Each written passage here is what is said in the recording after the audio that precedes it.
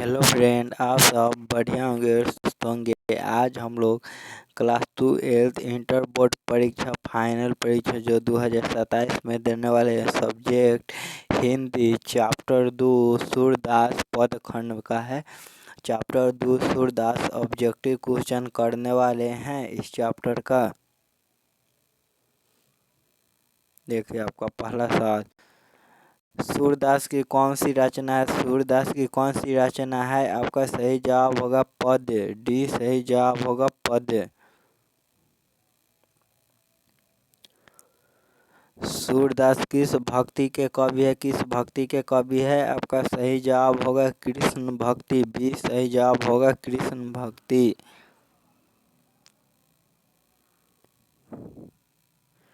सूरदास किस भाषा का प्रसिद्ध कवि है? प्रसिद्ध कवि है आपका सही जवाब होगा ब्रज भाषा। सी सही जवाब होगा ब्रज भाषा।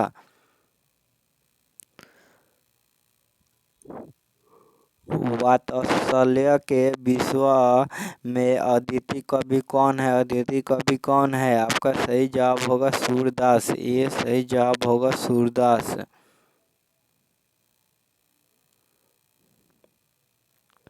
सूरदास किस धारा के कवि है? किस धारा के कवि है? आपका सही जवाब होगा कृष्णाछाई। बी सही जवाब होगा कृष्णाछाई। कृष्ण कहाँ बैठकर भोजन कर रहे हैं? कृष्ण कहाँ बैठकर भोजन कर रहे हैं? आपका सही जवाब होगा नंद की गोद में। ये सही जवाब होगा नंद की गोद में। प्रस्तुत प्रथम पद में कृष्ण को किसको सूचना दी जाती है? किसको सूचना दी जाती है? आपका सही जवाब होगा भोर होने की। सी सही जवाब होगा भोर होने की। सूरदास हिंदी साहित्य के किस काल के कवि है? किस काल के कवि हैं? आपका सही जवाब होगा भक्ति काल के। बी सही जवाब होगा भक्ति काल।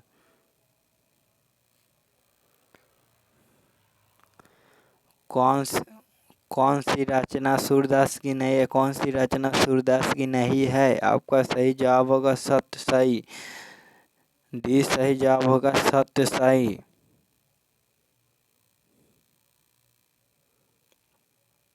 कौन सी रचना सूरदास की है? कौन सी रचना सूरदास की है? आपका सही जवाब होगा सूरसागर। सी सही जवाब होगा सूरसागर।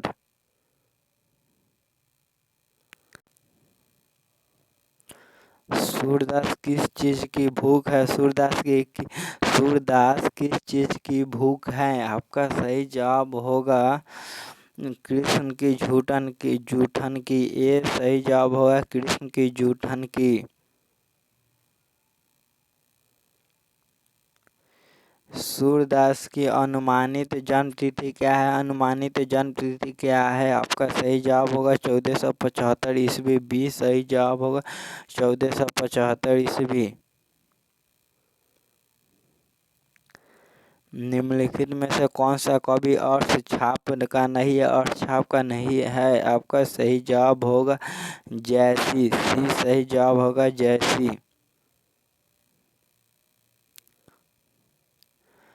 कछुक खात कछुक धरनी गिरावट छवि निरखंती नंद रानिया में कौन सा अलंकार है? कौन सा अलंकार है? आपका सही जवाब होगा अनुप्रास। डी सही जवाब होगा अनुप्रास।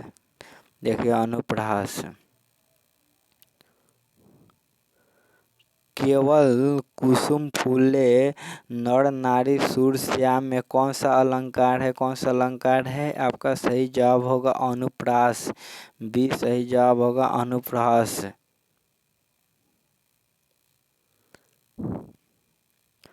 साहित्य लहरी किनकी रचना है? साहित्य लहरी किनकी रचना है? आपका सही जवाब होगा सूरदास। बी सही जवाब होगा सूरदास।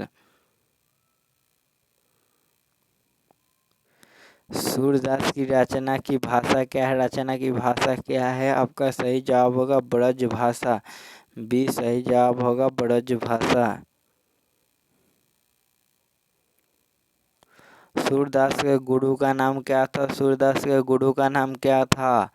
बल्लभाचार्य, सी सही जवाब होगा बल्लभाचार्य। सूरदास किस मार्ग में दीक्षित हुए? आपका सही जवाब होगा पुष्टि मार्ग, सी सही जवाब होगा पुष्टि मार्ग। बल्लभाचार्य से मिलने के पूर्व सूर्य किस भाव के पद गाते थे? आपका सही जवाब होगा दैन्य, सी सही जवाब होगा दैन्य। सूरसागर किसकी रचना है? सूरसागर किसकी रचना है? सूरदास की, बी सही जवाब होगा सूरदास।